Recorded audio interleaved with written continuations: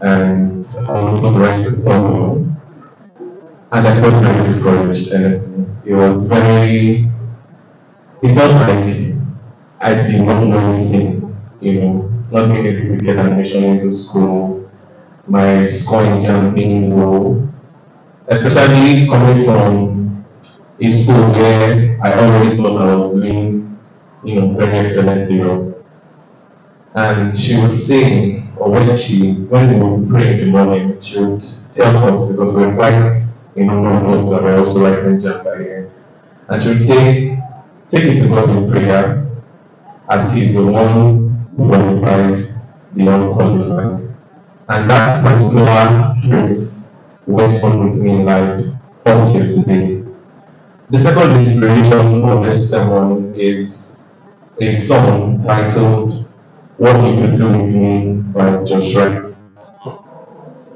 And that song is not just a song, it's more or less a prayer wrapped in melody. And the lyrics of that song go along the lines of, you took a stone to kill a giant, you took a staff to part the sea. So I don't have to be the strongest, because you are perfect in my weakness. If you can move a mountain with faith like a grain of mustard seed, then remember what you could do with me. And this is where I have coined our topic for today from. And our topic for today is titled, What People Do With Me When God Uses the Ordinary. Sometimes, just like I said in my story, you wonder if you're good enough. Sometimes you wonder if God can still use you. After all you've done, despite your past and your mistakes. And I believe that by the end of this sermon, God will remind us that He specializes in using weak things of this world to confound the mighty. That His delight is in taking the ordinary people and making extraordinary things happen through them. This song is a source of encouragement, but there's quite a lot to learn from the lyrics of that song, and we'll look deep into it. But first of all, I'll just say the ordinary. The word ordinary is an adjective that is used to qualify something common, something that's usual, basic, nothing extraordinary. Sometimes nothing exceptional or worthy of note. So let's start here. Let's start with you took a stone to kill a giant. By the time we learn this to us, the story of David and Goliath is one that rings a bell in our hearts, because that is where that phrase actually comes from. David, who was a young shepherd boy, standing before a trained warrior from his youth. I'd like to use the scenario of imagine Boris's youngest son standing before Brahmana and saying he will fight him. When you look at the ratio in size difference, you just look at him and pity him and say, I pity you. You will most likely end up dead. But that was the scenario he found himself. But David was not standing before death as David. He wasn't standing before Goliath because he thought he had the strength to defeat him. But standing with no sword, was standing with no armor, and had no military training. Just the same, what we all have about in our time here, and 5 months, no swords. But David had something that Goliath did not have. He had a covenant and a connection with God. So when Goliath threatened him and said, I will feed your flesh to the birds, David said to him, just as we see in 1 Samuel 17, verse 45, you come against me with sword and spear, but I come against you in the name of the Lord Almighty.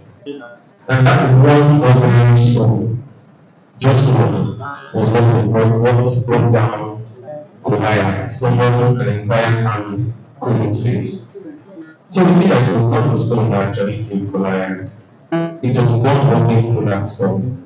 An ordinary stone, just like you and myself. So why is it that we look down on what we have or who we are?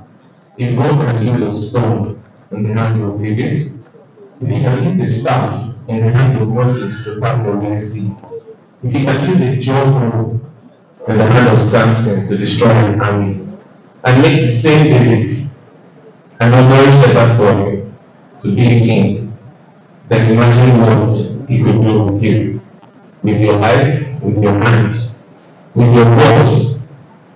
When you read the scripture, you notice that God's greatest work often starts in ruins. He called Moses, who was a murderer and a fugitive, to lead a nation. A son of that to speak for an entire nation. He used Rahab, a prostitute, to save his people. He restored Peter, who denied him 3 times, to lead the early church. God's pattern has always been one that does not work in the conventional way that we human beings would think it would go. His way has always been to take that which is ordinary, probably even broken, and make it extraordinary. There's a Japanese art called kintsugi. Kintsugi or kintsugi, I don't know exactly how it's pronounced, but it translates to golden clay. So if you know the way potters or when the clay has been formed, there's a very high tendency for it to break. But when a piece of pottery breaks in the hands of these potters, these Japanese potters that handle these arts, they don't just throw it away. Instead, what do? They repair it with gold. The cracks are filled with gold, silver, or platinum, whatever precious metals that they have as their assets.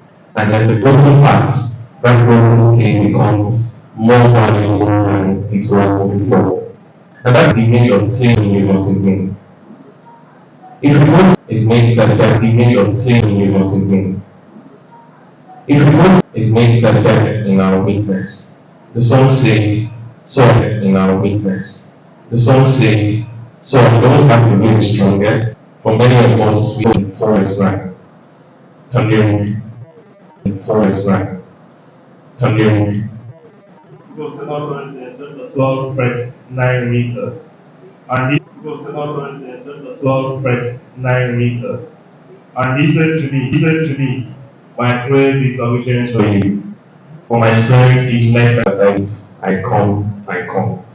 So wherever I think it is the me that moves mountains. Here the songwriter says, if you can move me that moves mountains.